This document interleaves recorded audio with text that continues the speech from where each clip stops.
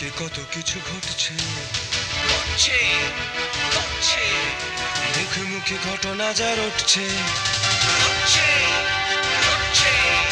আড়ালে প্রকাশ্যে যা বলছে, তাই নিয়ে ক্যামেরা চলছে, ক্যামেরা চলছে, ক্যামেরা চলছে, ক্যামেরা চলছে। উত্তর কলকাতার ফুটবলার তৈরির কারিগর ধনঞ্জয় ধারা 1950 সালে বেলেঘাটা মহাদেব ক্লাবের প্রতিষ্ঠা করেন। তরুণ প্রজন্মকে আরও বেশি করে খেলাধুলার প্রতি উৎসাহিত করা ও তাদের সঠিক প্রশিক্ষণের সুযোগ করে দেওয়ার উদ্দেশ্যে নির্মিত এই ক্লাবের 75 বছর পূর্তি উপলক্ষে একটি সারা বাংলা জুনিয়র ফুটবল টুর্নামেন্টের আয়োজন করা হয়। সুভাষ সরোবর কমপ্লেক্সে আয়োজিত এই প্রতিযোগিতায় Laha sporting club, Beleghata APR club, ট্যাংরা সুকান্ত উদ্যান, ঘুটিয়ারি শরীফ ফুটবল কোচিং ক্যাম্প সহ মোট 8টি দল অংশগ্রহণ করে।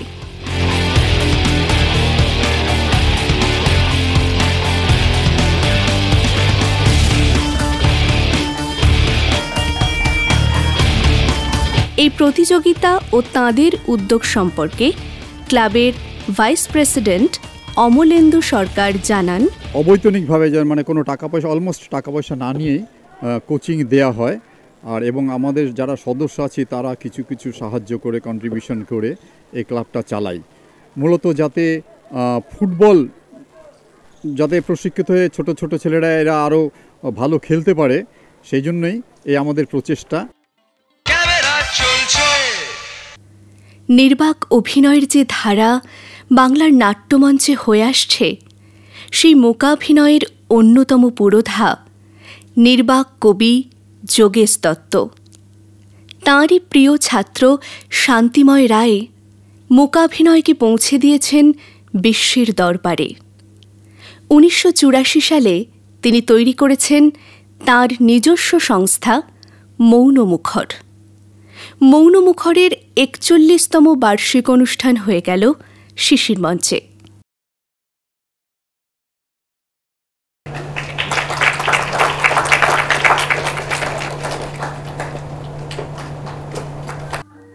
জাতিভেদ থেকে বৃক্ষই জীবন, এই নানা বিষয়ে মঞ্চে পারফর্ম করে দেখালেন শান্তিময় রায় ও তাঁর সহযোগী শিল্পীরা।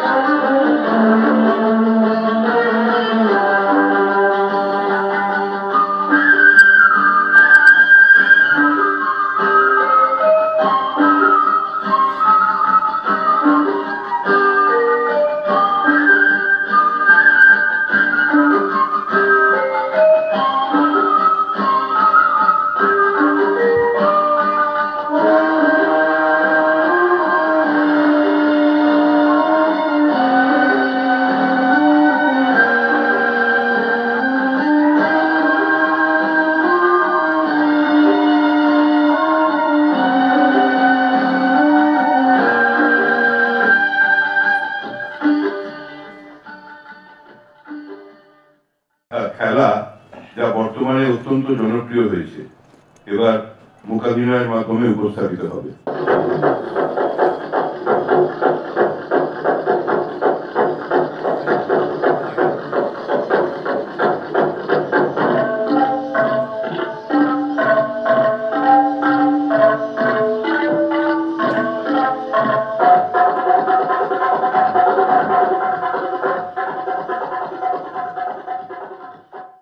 মূকাভিনয় শিল্পী শান্তিময় রায় জানালেন, আমাদের প্রতিষ্ঠা হয়েছিল 1984 সালের 4 জানুয়ারি। তারপর থেকে গত 41 বছর ধরে আমরা এই মূকাভিনয়কে নিয়ে পড়ে আছি এবং আমরা মনে করি যে মূকাভিনয় চর্চাটা করতে হবে ঠিকই, কিন্তু একে জনপ্রিয় করতে গেলে পরে শুধুমাত্র হাস্যরসাত্মক কিছু উপাদান নিয়ে গেলে চলবে না। তার মধ্যে সামাজিক সমস্যা তারপরে বিভিন্ন রকম সামাজিক শোষণ যেগুলো থাকে সেগুলোকে নিয়েও আমাদের মানুষের কাছে বার্তা নিয়ে যেতে হবে, না হলে এই মূকাভিনয় কোনো দিন জনগণের কাছে পৌঁছাবে না। সেই হিসাব করে আমাদের শুরু। আমাদের দল 1990 এবং 91 সালে বাংলাদেশ সফর করে আন্তর্জাতিক মূকাভিনয় উৎসবে। তার পরবর্তীকালে ভারতবর্ষে অনুষ্ঠিত international non verbal art festival হয় পরপর 3 বছর, তাতেও আমাদের দল ভারতের প্রতিনিধি হিসেবে অংশগ্রহণ করে। না কেটে, না ছেড়ে, না জুড়ে, কাগজ শুধু ভাঁজ দিয়ে লাগিয়ে মগজ হাতি, ঘোড়া থেকে ঘর, বাড়ি, গাড়ি, কত কিছু করি আমি। এটাই অরিগামি। কথাটা জাপানি। অরি কথার মানে ভাঁজ, আর গামি কথার অর্থ কাগজ। নানা ধরনের কাগজের ভাঁজের রকমারি সৃষ্টি নিয়ে অরিগামি প্রদর্শনী হয়ে গেল একাডেমি অফ ফাইন আর্টসে। সেখানে উপস্থিত ছিলেন বেশ কয়েকজন অরিগামি শিল্পী।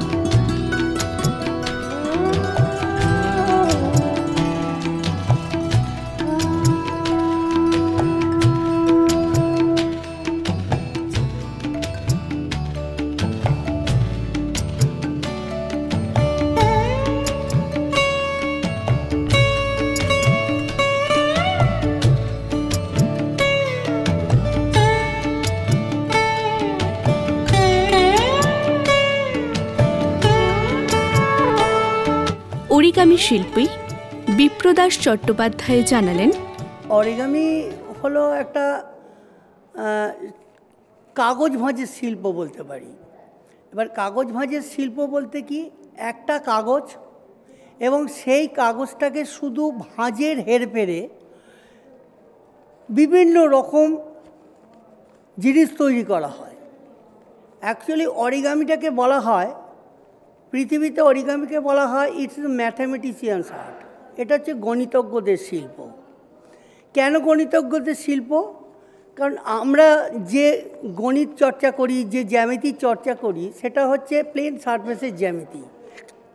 তো সেই প্লেন সারফেসের জ্যামিতি যখন আমরা চর্চা করি, কাগজ একটা প্লেন সারফেস, এবং সেখানে যখনই আমরা কোনো ভাঁজ দিই সেটা একদম স্ট্রেট লাইন পড়ে। তাহলে যখন স্ট্রেট লাইন পড়ছে এবং প্লেন সারফেস পাচ্ছি, তখন সেটা অরিগামি না হয়ে যায় না বা জ্যামিতি না হয়ে যায় না, এবং এটাই হচ্ছে অরিগামির কনসেপ্ট।